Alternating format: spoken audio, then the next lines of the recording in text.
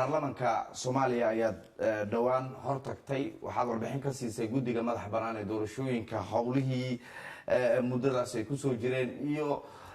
natiijada ugu dambeyn oo noqotay inaad laba doorasho ama laba hab doorasho aad baarlamaanka u bandhigtaan waqti ma aad codsantaan in waqti laydinku kordhiyo oo dhowr nooca ama laba nooca marka hore bal sharaxaad naga sii guddi ahaan hawshaas iyo sidaad u wajahdeen. bismillaahi raxmaani raxiim SNTV aad iyo aad u mahadsantihiin. ugu horeyntii waxaan salaamaa dhammaan ummadda Soomaaliyeed meel kasta oo joogaan waana ku faraxsanahay inaan mar kasta warbixin ka siiyo doorashada iyo halkay marayaan maxaa yeelay taas waa mas'uuliyadna saaran doorashadana maxaa ahay cidda iskale waa ummadda Soomaaliyeed inay ka wada qayb qaataan ay qasab tahay. shalay waa runtaa waxaan hortagnay baarlamaanka muddo la sugayay waxaa dastuuri ah inaan baarlamaanka hortagno oo ku sheegno doorashada waqtiga aan ku qaban karno iyo waxyaabaha aan ku qaban karno iyo jadwalka sida uu yahay waxaan u soo bandhignay laba nooc oo diiwaan gelin codbixiye diiwaan gelintaas codbixiye oo ku sii gudbinaysa marka doorashadii markii la haysto dadkii codeynaya doorashadii la aadi karaa. daraasad dheer markaan sameynay aqoon aan gelinay hay-adaha caalamiga oo UN-ka ugu horeeyana ay nagu kaalmeeyeen dad aqoon-yahano ah oo aad u yaqaana doorashada ku takhasusay inoo yimaadeen markaan isla fiirinay xaaladaha jira markaan fiirinay shuruucda adduunka habraacyadooda sida ay yihiin markaan aragnay annagu meeshaan marayno markaan aragnay gacanta waxa aan ku hayno oo haddii ugu horeeyo uu yahay sharcigii oo aanan haynin waxaan sameynay haddii aan July helno sharcigii oo dhammaystiran oo sharcigu waa dhammaystiran yahay baarlamaanku waa ansixiyay waa sharciga doorashada madaxweynuhuna wuu saxiixay laakiin waxaa soo baxeen qodobo aan xaaladan maanta la joogo la jaan qaadi karin marka afar qodob ay ahaan afarta qodob waxaa la rabaa in xeerkiina la waafajiyo sharcigiina la waafajiyo lana jaan qaadi karaan xaaladda marka in xeer hoosaad loo soo sameeyo baarlamaanka u soo saaro ama resolution ama xeer hoosaad inuu u soo saaro markii arrintaasna aan gacanta ku hayno inaan jadwalayno muxuu ahaa doorashada anagoo ku talagelayna anagoo sharciga dhammaystiran haysana sharciga xisbiyada isagana naga maqan oo in dib u eegis qodobo ka mid ah lagu sameeyo rabta si xisbiyada naftooda ay ugu sii jaan qaadaan howlahoodii ay usii hoos galaan inaan anagoo haysano inaan ku tashano assumptionkeena uu yahay anagoo dhaqaalaheennii haysano assumptionkeena uu yahay mid qodob kale aad u muhiim u ah wadajir in siyaasiyan lagu heshiiyo la yiraahdo aleela doorashadii waa taasi saasaa loo qaban karaa aan ku dhaqaaqno assumptionkaas oo dhan ama ku talagalkaas oo dhan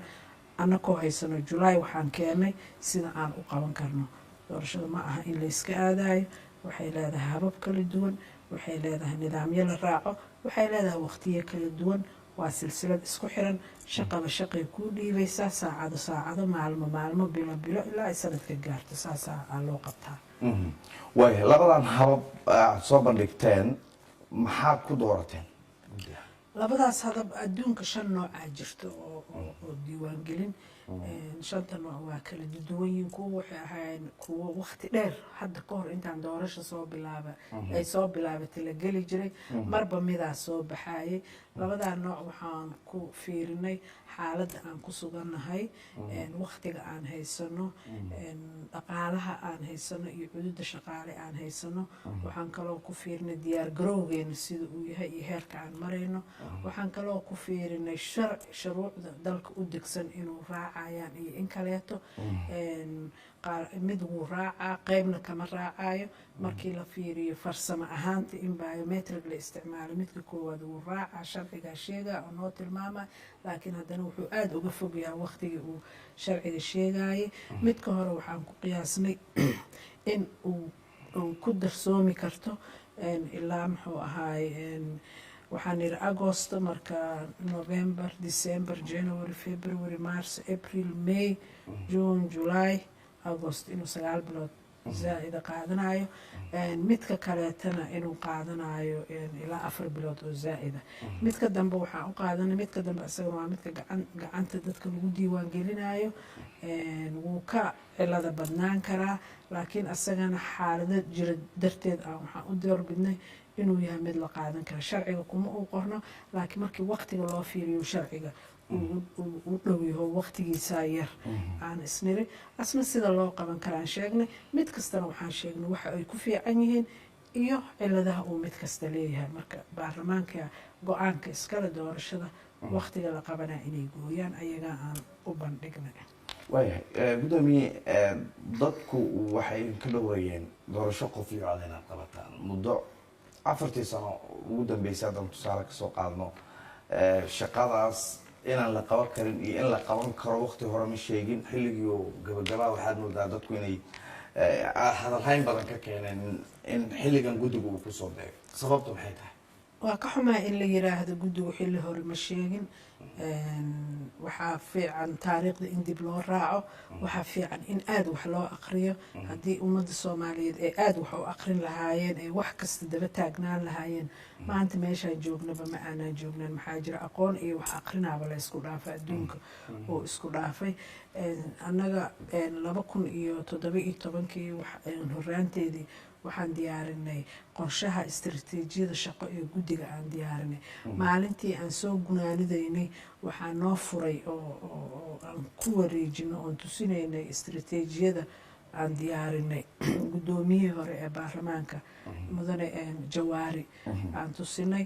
waxaa aragtaan kiliib yar oo asaga uu leeyahay in lagu soo celceliyo doorashada hadda hana loo sheego maalintaas waxaan sheegnay doorashada maalin saacad daqiiqad bil wiig sanad sidaa u qabanayno istiraatiijiyadeena waxaa ku dhigan haddaan helno dhaqaalihii nagu filnaa haddaan nabadgelyadii helno haddaan helno sharciga doorashada haddaan helno siyaasad loo dhan yahay oo heshiis lagu yahay doorashada waxaan qabanaynaa 2020 November way ku dhigan tahay laakiin haddaan intaas weyno inaanan qaban karin baarlamaanka 4 bilood kasta warbixinaan siinayna kii hore iyo kanba warbixinadaas aan 4 bilood kasta bixinayna waxaa ku dhignayd waxa aan u baahanahay iyo waqtiga aan doorashada qaban karno haddaan sharciga doorashada helno haddaan sharciga xisbiyada helno haddaan kaas helno doorashada waxaan qabanaynaa 2020 waxaan niri markii dambe waxaan gaarnay haddaan June 2018 aan sharciga doorashada weyno inaanan qaban karin November doorashada xogaa yaray jiidantay waxaa lagu wada heshiiyey hay-adaha caalamiga iyo dowladdu ay ku wada heshiiyeen oo Brussels lagu tagay oo lasoo wada saxiixday in December 2018 sharciga doorashada la dhammaystirayo si doorashada November 2020 loo qabto hadda maxaan maraynaa weli sharcigii oo saxiixan oo haddana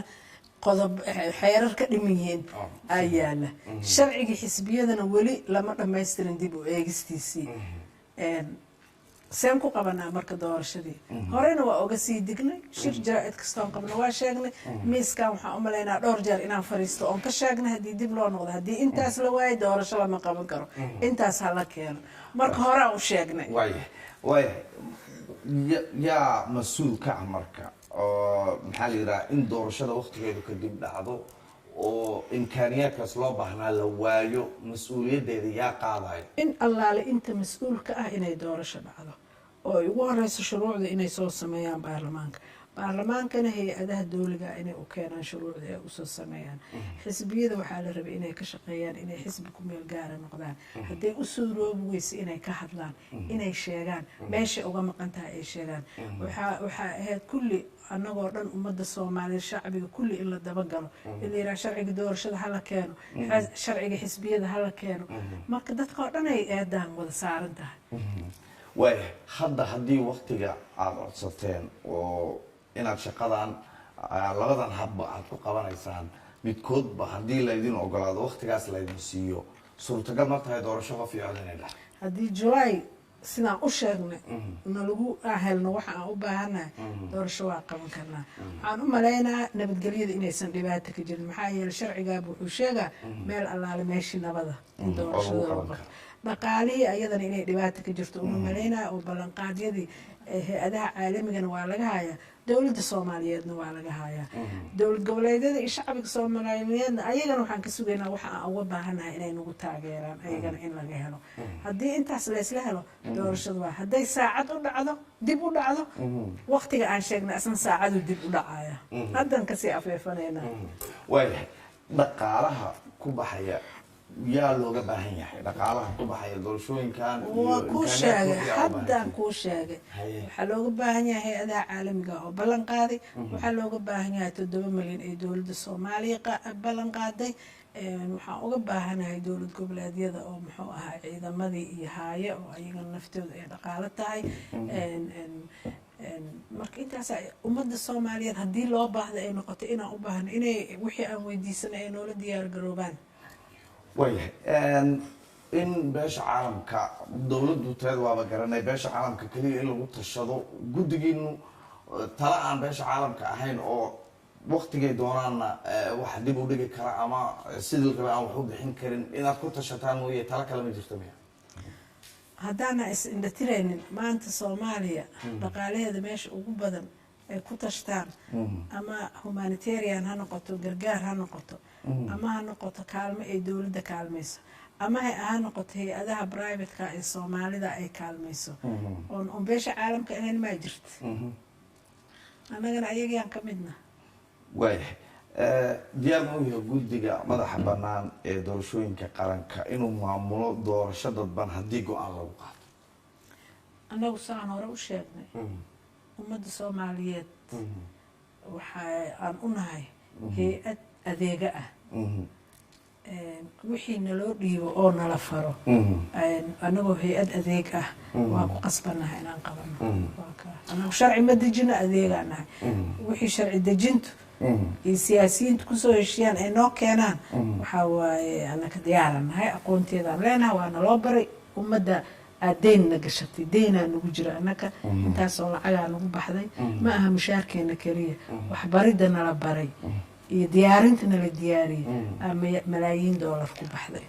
marka deynkaas waa inaan gudnaa waayahay qaar ka mida axsaabta hadda ku-meel gaarka ah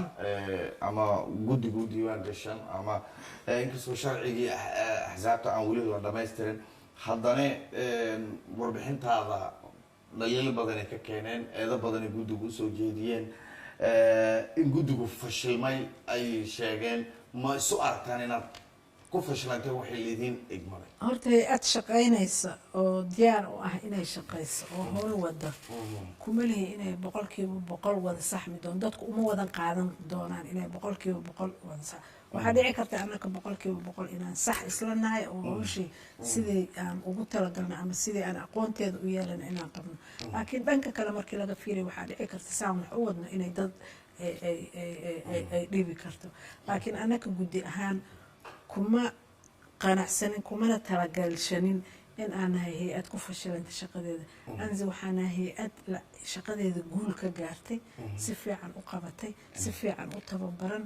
intii hay-ad soomaali ay asturan tahay asturan intii hay-ad soomaali ay shaqayn karta ay shaqayso 200 oo shaqaalahoo tababaran oo mid walba midka kale ka daran yahay jooga waxay leedahay secretariat waxay leedahay agaasimayaal waxay leedahay xog hay joogto waxay leedahay la taliyaal runtii dhaxalgal ah waxay leedahay guddi commission ah oo 8 qof ka kooban oo runtii diyaarsan ay leedahay hal tusaale waxaan kaaga soo qaadaa maanta wadankeena sir qarsoon ma jirto ee hadda shaqaynaysa howlaheeda banaanka yaalaan annaga 27 May inaan baarlamaanka hor nimaadnay ka hor aanan ka shaqaynay jadwalkii aan soo bandhignay hal qof oo ka hadlay iyo hal qof oo sheegay waxa aan soo wadnay ama ogaaday ma jirin taasna waxaan ku gaarnay integrity-ga iyo asluubta uu guddiga doorashada madaxa bannaan leeyahay waana u mahadcelinaa shaqaalaha waaya mudane ma noo sheegi kartaa kaalinta laga rabo dowladda federaalka dowlad goboleedyada axsaabta si qof kasta doorkiisa uu qaato oo guddiga hawsha aan loo daayin doorkooda muxuu yahay iyaga baarlamaanku waxa waaye door sharci dejin waxaan ka rajaynaynaa labada aqal ee baarlamaanka inay shuruucdeena noo soo dejiyaan shalay waxaan u barbixinaa golaha shacabka berrita haddii ilaahay idma hadday nawcaan berridadan xataa hadduu golaha aqalka sare uu nawco diyaara unahay inaan u warbixino guddigu wuxuu mas-uuliyaddiisu ay tahay oo sharcigiisa doorashada ee ayaga lagu dhisay waxa uu dhigahayaa 4 biloodba inuu u warbixiyo golaha shacabka shalayna waa usoo warbixinay se meeshay maxmaray waxay yihiin dowladda waxaa laga rabaa waxay ballan qaaday miisaaniyaddana way ku dartay 7 milyan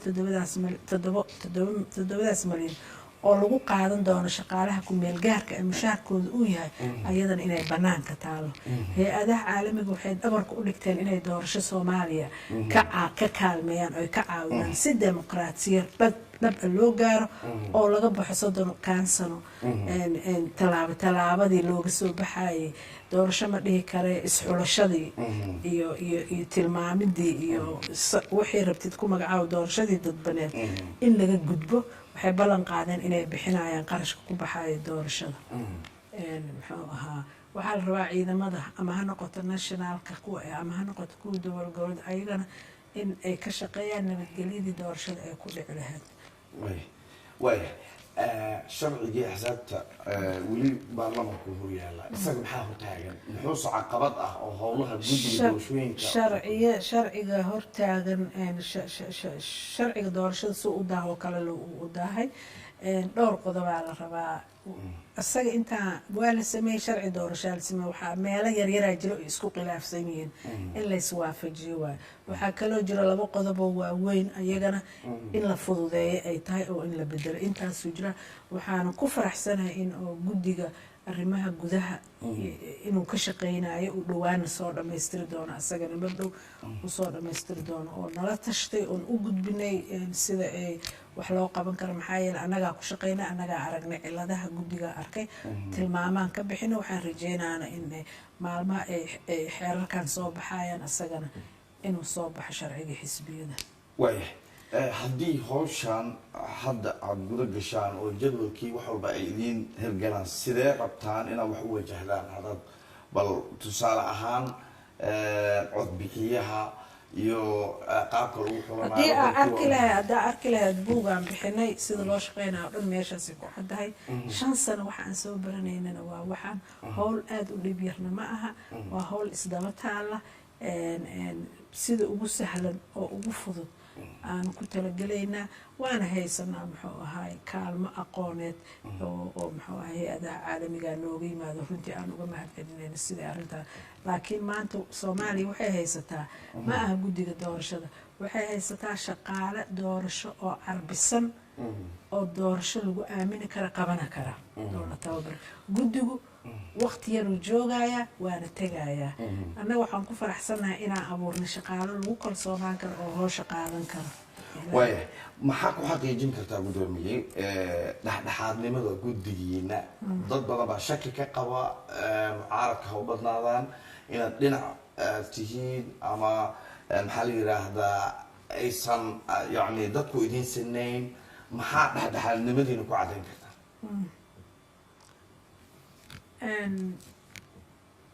kow horta waxaan ku caddeynaynaa dhaarta ilaahay oo marnay kitaabkii jaamacaha oon gacanta saarnay wax ka weyn ma laha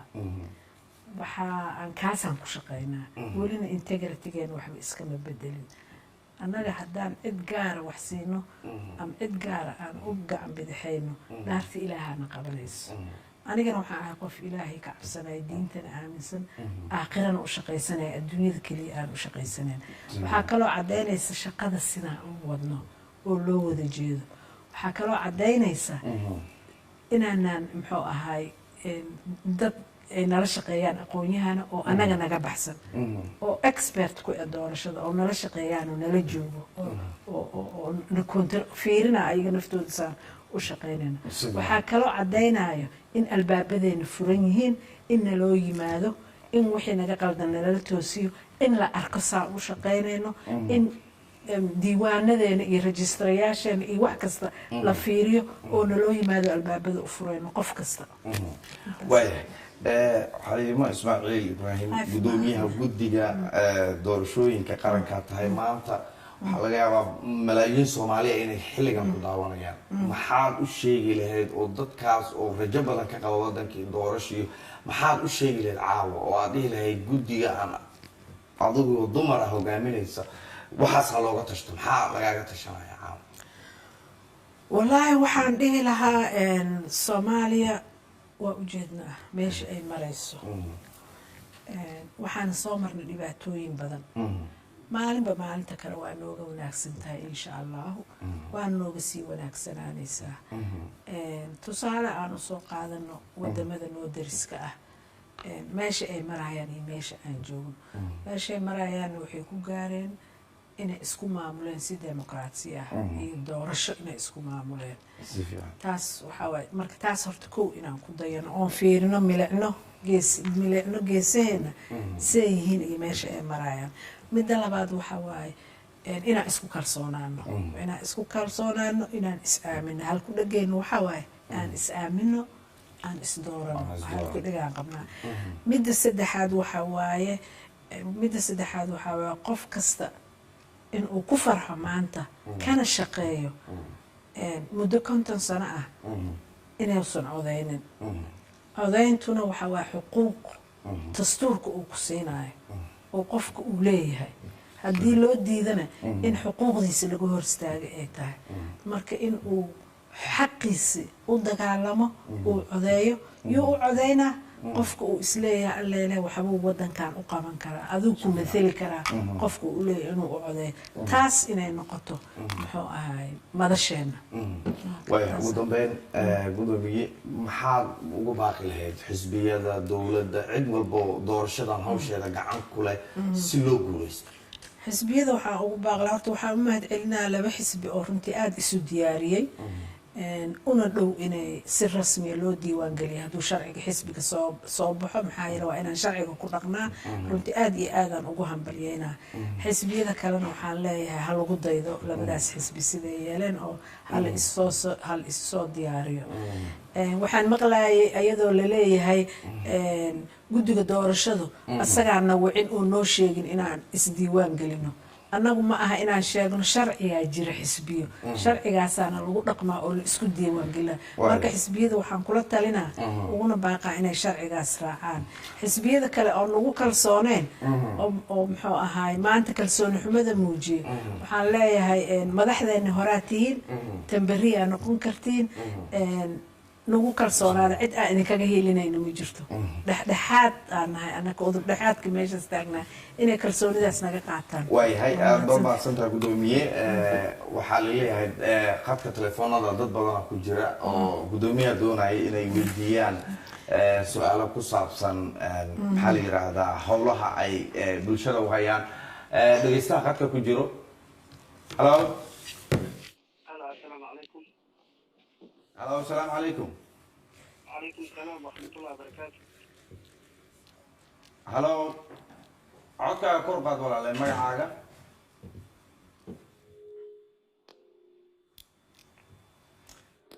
هلو ما مقليسا؟ سفيان. هي ما حاجة إيو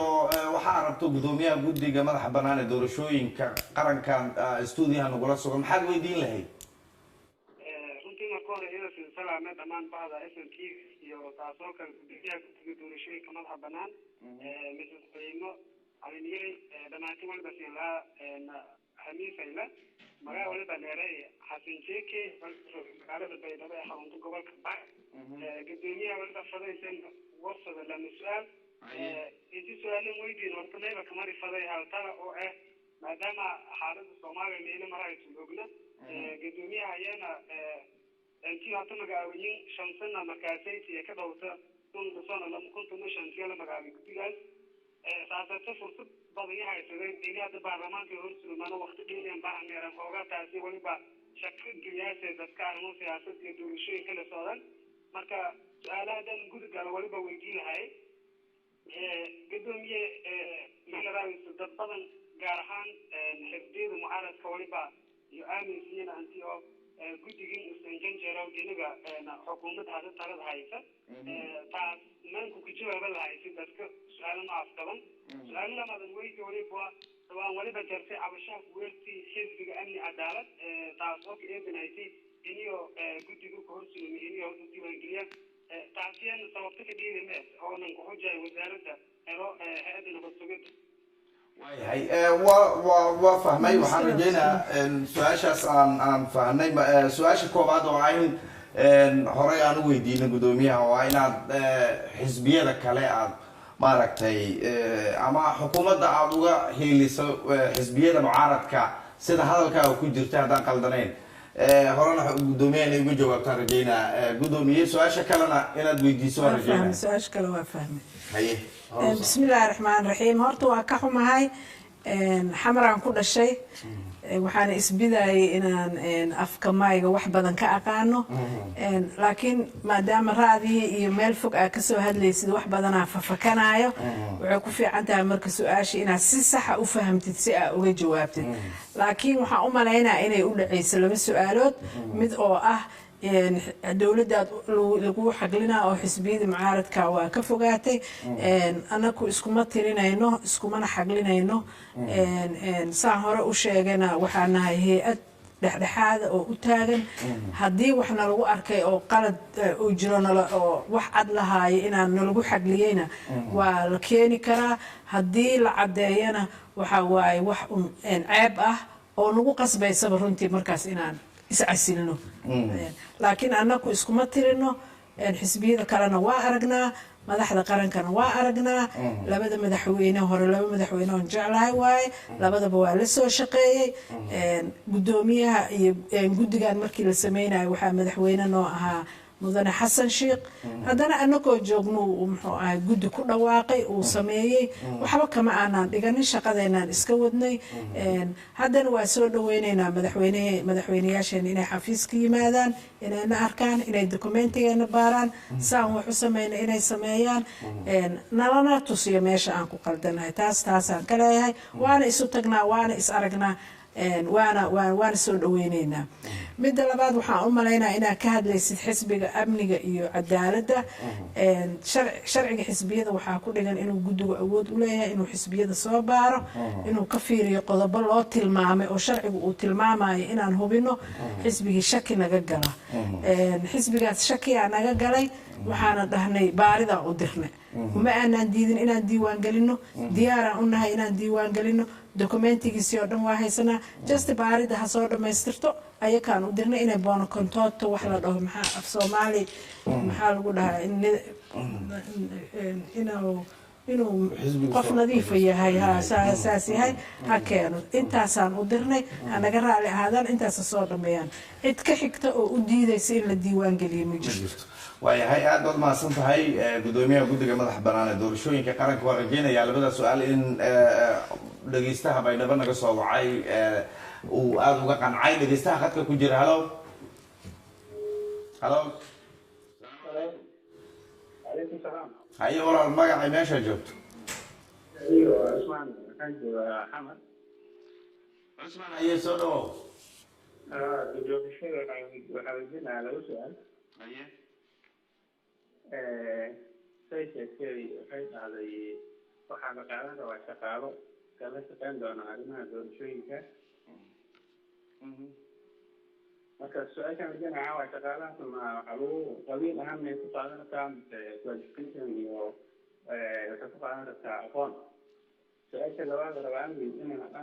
rabo waxaa waaye doorashadan ma lagu kalsoonaan karaa lacag waxaa jiraa qof rabo inuu tartamo sidii hore waxaa ku jirta lacago oo lagu laaluushiyo odayaasha marka wadiin karnaa doorashadan qof oo camal dadka kalsooni shacabka haysto inuu tartamo oo si kalsooni usoo baxna dhici kartaa waayahay aada u fahmay labadaas su-aal ana aada u fahmay su-aasha koobaad waxa uu yidhi ma qabiila lagu qaadan doonaa shaqaalaha kumeel gaarka ay qaadanaysaan mise aqoona ku xulan doontaan su-aasha labaadna waxay tahay doorashada ma lagu kalsoonaan karaa yacni shaksi waxgal u ah bulshada inuu is-sharaxo oo uu maxaa la yidhaahdaa bulshada matali karo ma loo ogolaanayaa oo doorashadaas ma tahay mid lagu kalsoon yahay waxaan rajaynayaa in xubnaha xildhibaanada u tartamaya inuu ka hadlaayo marka bismillahi raxmaan raxiim aada iyo aada u mahadsan tahay waxaan jeclaan lahaa inaa xafiiskan intaa imaadid shaqaalaha aan qaadanay oo hadda shaqeeya aa weydiisid in aan qabiil ku qaadanay in kale waxaan isku tiranaa hay-adaha ugu quruxda badan sida shaqaalaha ay u qaataan waa la shaaciyaa combyuutarka laga soo dalbadaa combyuutarka kala xulo wixii la rabay hadduu qofka keeni waayo wuxuu maraa haddana guddi ka qaada imtixaan oo afa iyo mid qoraal ah haddana kadib waxaa loo soo gudbiyaa intii hartay guddigoo dhanaa ka wada fadhiista wax qabiil ah kuma xirna wax aqoon anaa aqaana kuma xirna waa qof kasta iyo aqoontiisa iyo taagtiisa inuu ku yimaado waxaan aada u dhiirigelinaynaa weliba gabdhuhu inay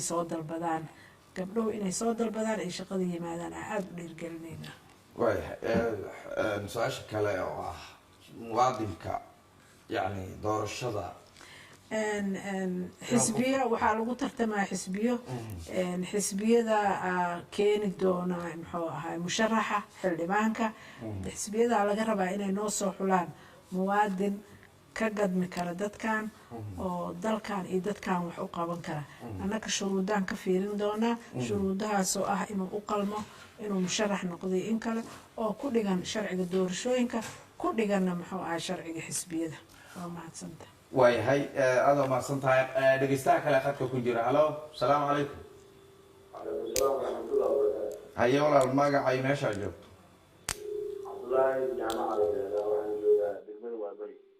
cabdullaahi soo dhawow degmada waa beri ee gobolka banaadir cabdullaahi su-aal iyo talo wixii aa qabto waa mahadsan tahay gudoomiyaha guddiga doorashooyinkana waa salaama waxaan rabaa inaan ugu hambaliyeeyo shaqada wanaagsan ee ummadda soomaaliyeed u hayaan waxaan rabaa sidoo kale inaan ra'yi ka dhiibto talooyinka ka imaanaya axzaabta runtii dadka soomaaliyeed iyo shacabka waxay guddiga ku garab taagan yihiin in dadka soomaaliyeed doorashada ka qayb galaan ay qaban qaabiyaan waxaan rabnaa axzaabta aan kala dooranayno inay dulqaad yeeshaan waxaan rabnaa guddigan in la su-aali karo waxay qabteen ama kalsoonidooda la su-aali karo haddii ay shaqo qabtaan guddi shaqo aan qabanin oo weli aan mas-uuliyaddii loo dhiibay isa gudagaleen oo imkaaniyaadka u baahnaayeen la siiyey aan shaqo qabanin in hadda lagu soo degdego in jiritaankooda iyo shaqadooda hoos loo dhigo runtii dadka soomaaliyeed ra'yigaas ay aada ugu culeys ugu yahay marka waxaan rajeynaya xisbiyada mustaqbalka raba inay hogaanka iyo codkeena kasbadaan inay ka waantoobaan in arrimahan lagu degdego taas tala waayo marka labaad gudoomiyaha waxaan jeclahay inaan warsado oo weydiiyo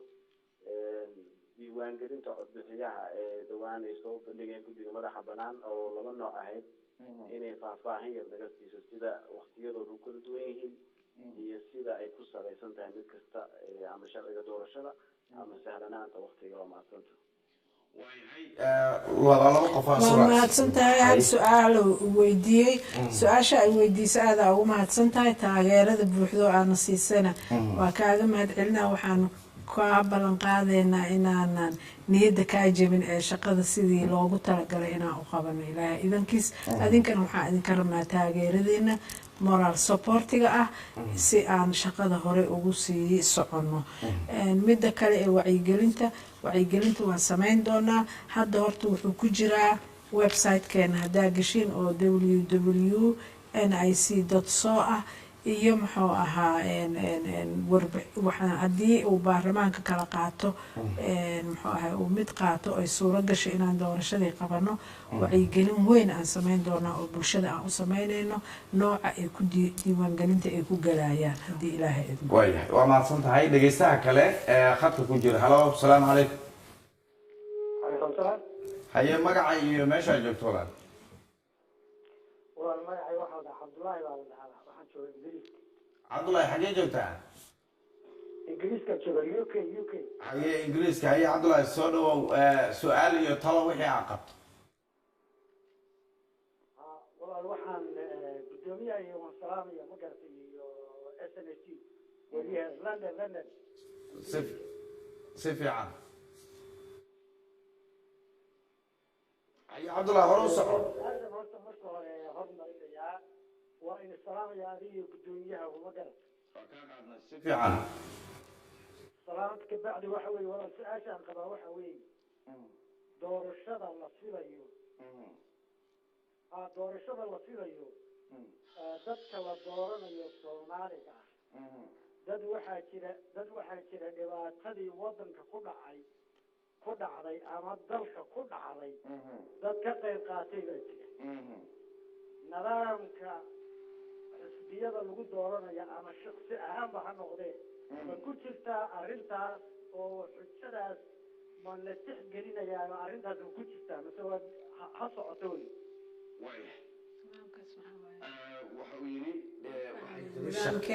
waxa uu yidhi shakhsiyaad waxaa jiro dhibaatadii wadanka kasoo qayb qaatay oo laga yaabo xisbiyada inay kasoo galaan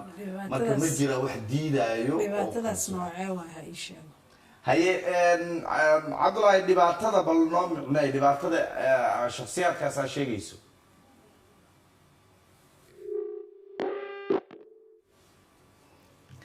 waayahay waan rajaynayaa in cabdullaahi uu marka lagu soo laaban doono kolley waxaan u fahmay inuu kolley sharciga xisbiyada wuxuu caddaynayaa qofka musharaxa noqon kara sharciga doorashooyinkana wuxuu caddaynayaa qofka musharaxa noqon kara waajibaadka iyo waxa laga rabo sharcigaasaa noo caddaynaya waayahay sharciga doorashada ha la aqriyo sharciga xisbiyadana isagana ha la aqriyo waayahay dhegaystaha kale khadka ku jira haddii uu jiro halo asalaamu calaykum korow hadal xasan codkaa kor u qaad xaggee joogtaa waxaan joogaa magaalada muqdisho caasimada wadanka waxaan joogaa khaasatan degmada xamarjan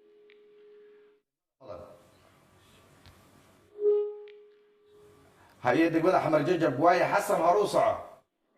aada u mahadsan tahay horta waan salaamayaa guddoomiyaha mudane xalim yarey midda kale waxaan rabaa inaan weydiiyo laba su-aalood oo ah su-aasha koowaad waxay soo diyaariyaan ayada iyo tiimkeedu furuuc ku saabsan sidii wadanka doorasha uga dhici laheyd iyo sidii ku samaystiraan xisbiye ay soo diyaariyaan shuruucdaas waxay u gudbaan ansixin iyo inay u gudbaan golaha sare ee baarlamaanka iyo golaha hoose ka gudi ahaan awood u leeyihiin in maxaa la yidhaahdaa in ay daba socdaan yani wixii la ansixiyey inay yihiin wixii ayaga ay soo qoreen awood ahaan u leeyihiin haddii ay dareemaan in wixii ayaga ay soo gudbiyeen aysan ahayna jawaab ma bixin karaan oo sharciga ay ku dhisan yihiin ma u fasaxa inay maxaa la jawaab bixiyaan tan labaad oo aan rabo inaan maxaa la yidhahda weydiiyo waxa waaye xisbiye ayaa jiro wadanka la asaasay oo guddi ayada ay ka mid ahaan ay ansixiyeen gudoomiyuhu ay ansixiyeen xisbiyadaasi wadanka waxay ka leeyihiin hami siyaasadeed maamulka hadda jirana wuxuu ka leeyahay hami siyaasadeed oo hadda asagu wakiilka yahay ma jirtaa xisbiyadaas dooda ay qabaan iyo sheegashada ay sheeganayaan wax ay ku qancinayso iyo maxaa la yidhahdaa weji u furan yani xisbiyadaas waxa ay tabanayaan dareemayaan in la yidhaahdo saad u fahanteen mahana waastaan isaad u fahanteen midba in la yidhaahdo waaya xasan taas guddoomiyaha hore ay uga hadashay waa ka jawaabto waan rajaynayaa su-aal kale haddii aad qabto inaan ku weydiin doono qof kalan aan fursad siinayaa oo khadka ku jira halo asalaamu calaykum asalaamu calaykum ha walaal magacaagii meesha aad joogto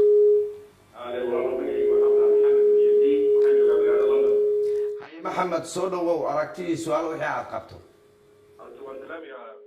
barnaamijka dadka daadiina waa salaamaya dhammaan waxaan salaamayaa khaasatan guddoomiyaha waxaan rabaa inaan weydiiyo laba su-aal oo ku saabsan amniga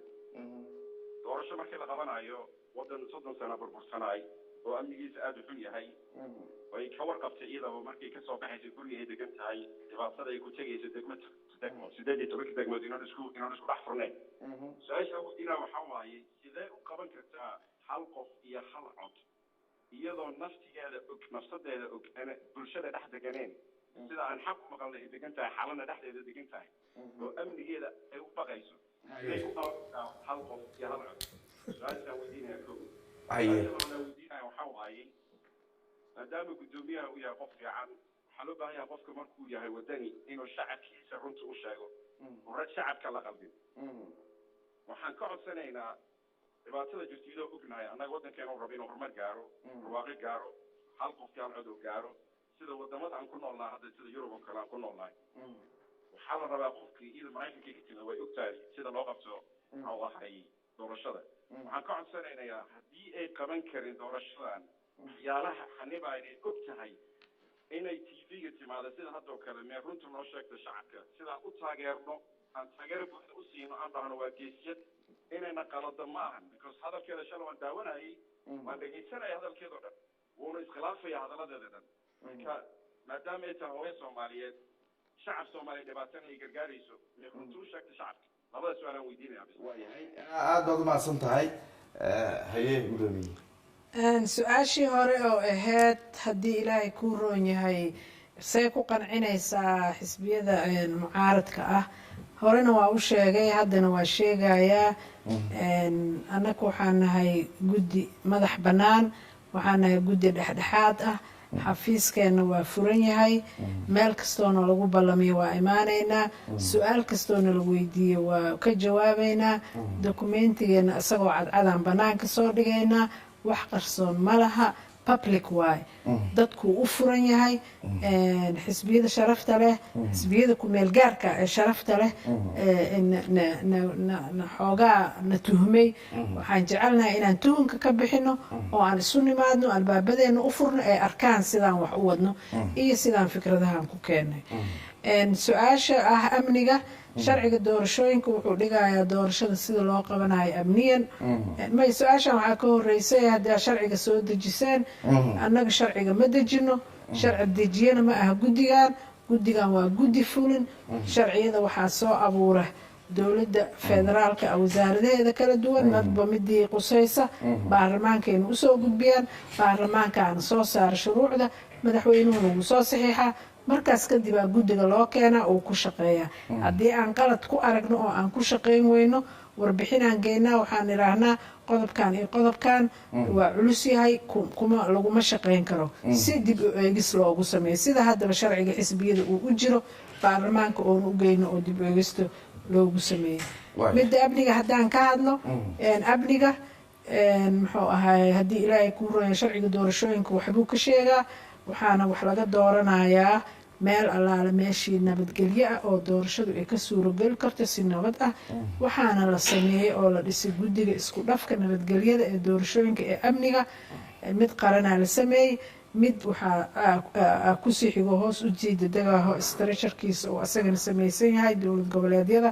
oo nabadgelyadao dhan oo gobolkaasayto la wareegaya haddii ilaahay idmo xalana ma degani waa been abuurka aa sheegtiin iyo waxyaabaha beentaa aa qortiin guri madiine ahaan deganahay waana ku fiicanahay alxamdulilah waana ku ladanahay ummadeydana weligay kama dhex bixin oo xalana ma aanan degin marka waa ku saxaa walaalow gacali aadaa u mahadsan tahay midda su-aasha u dambeysa maxay ahayd baarlamanka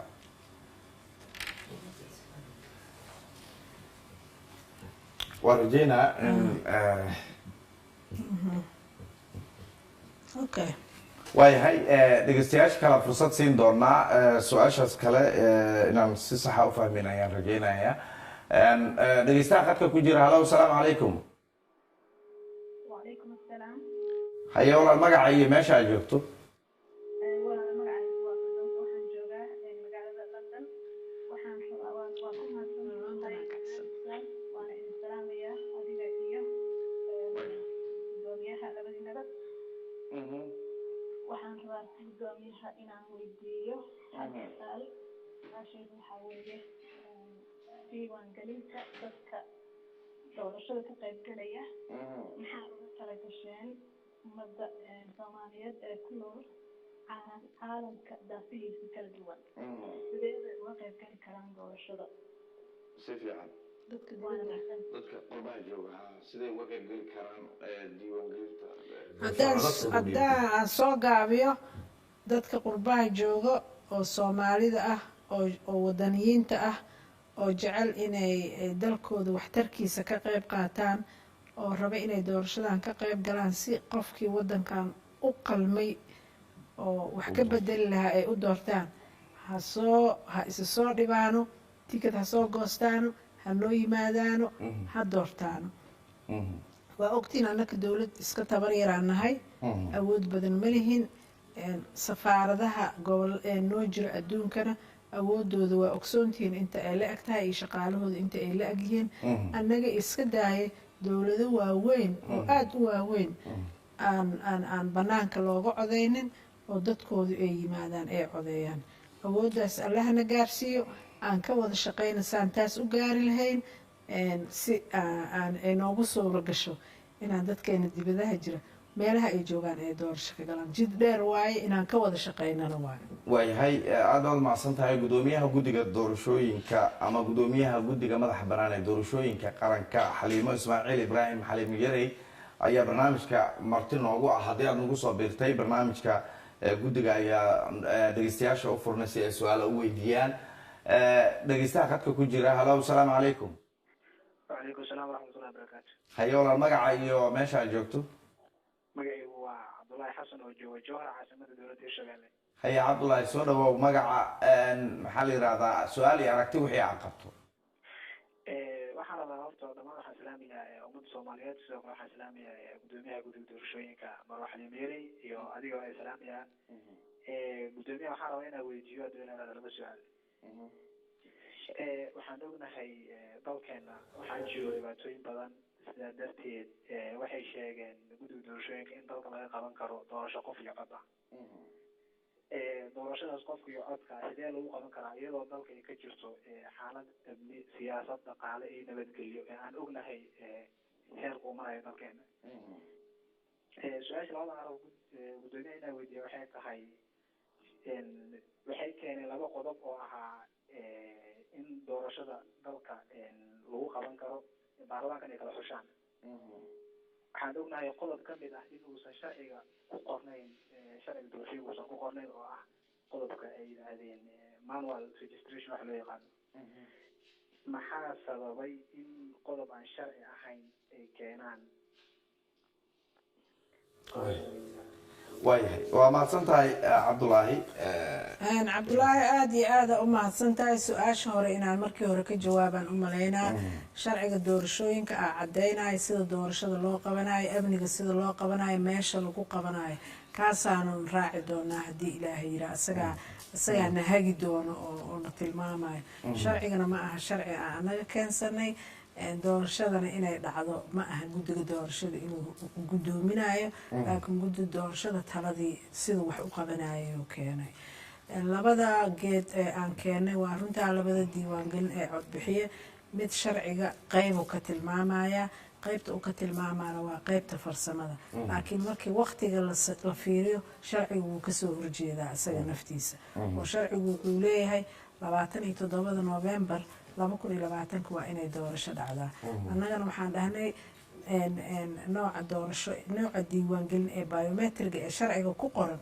waxay doorashadiisu dhacaysaa Agost 2021 marka meeshaas ay isku khilaafsan yihiin sharciga tan kalena waxa aan u keenay waxay tahay markasta iyadoo xaaladda la eegayo hadday wax ku suuroobi waayaan maxaa samaysaa la leeyahay aysan dhibaata nagu dhicin oo meel eber aanaan kusoo dhicin oo la yidhaah kan sharcigii ma ogola waqtigiisaa dheer maxaa noo xiga maxaan qaban karnaa talo kale waa aan bixinayno doorasho adduunka ka dhacdo waay doorasho la isku doorto waay ama waa la qaadan karaa ama waa la diidi karaa laakiin saasaan usoo bandhignay tan kale waxaa waaye isagu midaan dambe ayadana sharcigay meel uga dhowdaho dhanka waqtiga ee sharciga aada ugu dhowdahay taasaana biday in aan xulno markastana waxaan fiirinaynay xaaladaha aan ku jirno inaan la jaan qaadno wadankeena xaalada gaar ah uu leeyahay hadda sharci doorashooyinaa baarlamaanku ansixiyey madaxweynuhu waa saxiixay haddana sababa jira dartood xaaladaha qaybo ka mid aha la jaan qaadi weyse waata dib loola soo noqday baarlamaanka loo soo celiyey laga shaqeeyey oo si aan sharciga ku dhignayn loo dhigay waxaan sharciga si aan ku dhignayna loo dhigay si ay noogu suura gasho inaan shaqeyno waayahay waa mahadsantahay gudoomiye dhegeystaha kale aan siiyo khadka ku jira halo asalaamu calaykum وعليكم السلام ورحمة الله وبركاته. magaca iyo walaali meesha joogto magacayga cabdi cabdifataax baa la yidhaahdaa gudoomiyaha iyo adiga iyo dhammaan ummadda soomaaliyeed ee dhegeysanaysa waa salaamaya soo dhawo su-aal iyo aragti waxaan kaala soo hadlayaa magaalada laascaanood gobolka sool xaliman ay kasoo jeedo xalimo waa salaamaya mar kale waaya soo dhawo waa ku maqlaynaa su-aal iyo aragti waxa aa qabto gudagal dhegeystayaal badan aan fursad siin doonaa kursigeyga wuxuu kasoo jeedaa degmada laascaanood kuraasta somaliland lama raacin ee lagu qabanayay xeragaadiidka marka sidee laga yeelayaa laascaanood somaliland baa ka talisa marka see dadkayga loo diiwaan gelinayaa sideeba aan doorashada ugu qayb qaadan karnaa iyo diiwaangelintaba xaliman weydiinaya ilan waaya aada u fahmay cabdifataax wallaahi waa mahadsan tahay walaal waxaa laga yeelayaa sharciga doorashada inta uu kalayaan ka raacaynaa waa qodobka oo beri iyo beri dambe ay ka doodi doonaan baarlamaanka oo astaynta kuraasta ah haddii ilaahay idmo wixii ay isku soo raacaan aan ka samayn doonaa haddii alla idmo waayahay dhegeystaha kale khadka ku jira halow asalaamu calaykum asalaamu calaykum haye walaal haddaad maqasho magaca iyo meeshaad joogto magacaaga haye hore u soco su-aal iyo aragti wixii aa qabto codkaaga nagu yara liito marka ugu horeysa waxaan salaamaya tv-ga iska gaabay marka aad rabto inaad nala hadasho si aan codkaaga si ugu maqalno asalaamu calaykum walaal malay maqlaya ha si fiican haddaan ku maqalnaa okay marka ugu horeysa waxaan salaamayaa tv-ga iyo maamada oo maam xalima iyo tv kuyo salaamaya second waxaan rabaa maamada inaan su-aalan watay waan rabaa inaan weydiiyo oo ah sidaa maqalnay in ay soomaaliya ka dhici doonto qof iyo cod sidaan ognahayna wadankeena dadkii oo dhan almost ma haystaan wax id ah ama documenti lagu aqoonsado qof waliba marka uu sameynayo adduunka sida ka dhacda id buu haystaa ama aqoonsi marka uu wax ku sheegto yani oo qofku uu rabo u food garay maadaama almost soomaalida aysan haysanin wadanka joogto aqoonsi so maamada siday ku noqon kartaa guddiga ay u kala ogaan karaan dadka markaa codeeye iyo dadka markaa aanan codeeyin maadaama dadkii oo dhan aysan haysanin id guryahood may ugu tagayaan sideed maan inay ku manage karayaan waa mahadsan tahay walaashay waa su-aal xaq ah oo jirta mar kastana dadkeena dibadda jooga waxaan ku cabir qaadanaa meesha aan joogno kuma cabir qaadano xaaladda dalkaas ka jirta annaka uma horeyno wadan dagaal soo maray oo runtii dagaaladii kasoo kabanaya oo markaa doorashadii qabsanaya si ay dimuqraadiyaddii ugu gudbaan oo ay u gaaraan meesha aa hadda joogtido oo ID-ga iyo aqoonsiga la haysto waxaan sheegnay si doorasho loo qabto waa in laysdiiwaan geliya ahaan niri diiwaangelintaasa waxay noqonaysaa hadduu biometric yahay qofka codeynaya in kaar la siiyo maalinta codeyntana uu kaarkaas la yimaado taas ay jawaabteeda noqonaysaa wax cusubna ma ah waa wax adduunka oo dhan ka dhaca gaar ahaan wadamada muxuu ahay aan lahayn sensuska haddana aan lahayn muxuu ahaa aqoonsi kaleeto oo ay ku yimaadaan aan lahayn waxaa loo sameynaa aqoonsiga doorashada waa mahadsan tahay dhegeystaha kale anagoo waktiga gabagabow naga yahay dhowr dhegeysto kala fursad siin doonaa halow dhegeysta haye daawada iyo dhegeyste haddaad maqlayso meesha aad joogto iyo magacaaga marka hore si fiican aan kuu maqlaa magacaygu waa yuusuf cabdishuur cismaan yuusuf wadani waxaan joogaa degmada waaberi gobolka banaadir gudoomiyaha aad baan u salaamayaa waana iskaga mahad celinayaa yuusuf cawaasibi ula fadhiistaan laba su-aaloodaan qabaa oo ka kooban su-aasha koowaad waxay noqonaysaa guddiga doorashooyinku muddada ama xilhayntiisa waxay ku eg tahay bisha juun sanadka 2022 dastuurkana waxaa ku taala inaan loo cusboonaysiin karin mar labaad aan lagu dari karin gudoomiyana waxay noo sheegtay August in doorashadu ay dhici doonto ku eg tahay marka sidee la ku waafajin karaa guddi waqtigiisii dhammaaday sidee qaab doorasho ku qaban karaa su-aasha labaadna waxaa waaye degmooyinka oo kale tusaale ahaan oo kale 91 degmooyinkii ka horreeyey miyaa goobaha codbixinta la dhigaya haddii taas waxa ay tahay degmooyin waxaa jira 91 kadib la magacaabay dowladuna hadda aqoonto kaxdo kale ay ka mid tahay degmooyinkaas oo kale ay qaab dhacay u maareynaysaa waa mahadsantahay horta marka ugu horeyso midda waqtigan ku saxaabo waqtigu waa July 2021 haddii ilaahay idmo dhamaadkeeda marka ma aha Julaydan laakiin taas waxaa ka muhiimsanba guddiga waqti dheer ma raadinayo guddigu muxuu ahaa wuxuu dhisay xafiis uu ku kalsoon yahay guddigu wuxuu dhisay secretariat iyo howlwadeeno shaqada wada guddigu wuxuu leeyahay xoghayo guddigu wuxuu leeyahay advisor oo runtii shaqadaba ayaga ay qabtaan commissionka 8 qof ama 9 qof ah waa siyaasaday dejiyaan siyaasadan u dejinaa marka waana laga maarmi karaa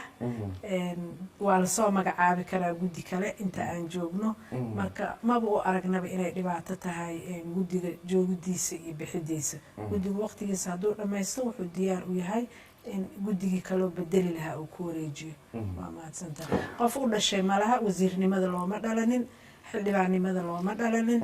guddinimada looma dhalanin waa xil wareegto ah mar walba qofkii ilaahay u calfo oo u qalma aa imaanaya qofkii ku fakarana inuu isku dhajiyo waxa waaye qalad buu u hanqaltaagayaa degmooyinka iyo kursiga sida meesha la geynaa iyo waxa la geynaa ma ka hadli karno waa qodob hadda baarlamaanka hor yaala dhegtiina ha u dhibnoonaato la socda talana ka soo baxsada waayahay gudoomiye waa mahadsan tahay dhegeystaha ugu dambeeya ayaan siin doonaa halo dhegeyste halo asalaamu calaykum wala maqlaya wacalaykum salaam waa ku maqlaynaa magacay meesha joogto walaal waxaan jooga magacayga maxamed faarax bale waxaan jooga Cardiff baan jooga waxaan jeclaan lahaa gudoomiyaha inaan weydiiyo baan jooga UK haye waxaan jeclaan lahaa gudoomiyaha walaashayga inaan weydiiyo in 4.5 kale ku beesgaraysan yahay doorashadeena la samayn doona ee dastuur ku beesgaraysan yahay sidee lagu gaaray ka sidee lagu gaaray 4.5 ka sidee lagu gaaray mise sidee looga gudbaa su-aashaada bal qeex si aan u fahanno waxaan ku leeyahay iminka dunida marka la samaynayo saaxiib la samaynayo waa iminka telecoom baa dunida lagu socda haddii la samaynayo election la samaynayo meelo meeshay ka badan tahay baa wax lagu xaliyaa ma inaga waxaan ku leeyahay 4.5 kale lagu ku beesgaraysan yahay how sidee lagu gaaray 4.5 dadkii telecoom lagama qaadin 18 gobol ee waddanka oo dhan lagama qaadin telecoom sidee lagu gaaray inuu qolan ay u qaato 1 qolan 4 u qaato 4.5 intaasaan weydiin lahaa gudoomiyaha su-aasha sidai kii hore uga jawaabtaan rajeynaa haye gudoomiye marka ugu horeysa su-aalahaas sida lagu gaaray 4.5 iyo meesha looga baxay iyo meesha lagu keenay ma ahan hawsha guddiga doorashada ee madaxa bannaan guddiga doorashada ee madaxa bannaan waxaa waaye shaqaa loo dhiibaa shuruucaa loo dhiibaa kaasayna ku shaqeeyaan hadba siduu u tilmaamayo haddana waa micneeyey in aan census haddii aan la haynin wadamada dagaalada kasoo kabsanaya diiwaangelin codbixiyaa loo sameeyaa diiwaangelintaasaa kaar lagu siiyaa kaasay doorashada ku galaan waa haddii doorashada lagu galaayo diiwaangelin codbixiya haddaan lagu galaynin maalinta doorashada qofka goobta imaana waa la diiwaan gelinaa qadaa farta loo gelinaa magaciisa markii la diiwaan geliyo xaashida codbixinta la siinaa uu bixinaa taas waxay kaa taraysaa marka waxaad garan kartaa intii tiro ee kuu codaysay iyo inta xaashi ee god ka gashay waa isku tirin kartaa haddii qalad yimaado oo la isku qabsado waayahay aad iyo aad baad umahadsan tahay gudoomiyaha guddiga madaxa bannaan ee doorashooyinka qaranka xaliimo ismaaciil ibraahim xaliimo yarey oo barnaamijka gaarka ah caawa marti noogu ahayd gudoomiye oo kaaga mahad celinayna waqtigaaga iyo sidaad nooga aqbashina barnaamijka nagala qayb gasho dhegeystayaasha aan fursadda u helina waxaan rajeynaa waqtiyo kale inay fursad u heli doonaan oo ay su-aal weydiin doonaan gudoomiyaha kuwa u helana waxaan rajeynayaa in wixii ay weydiiyeen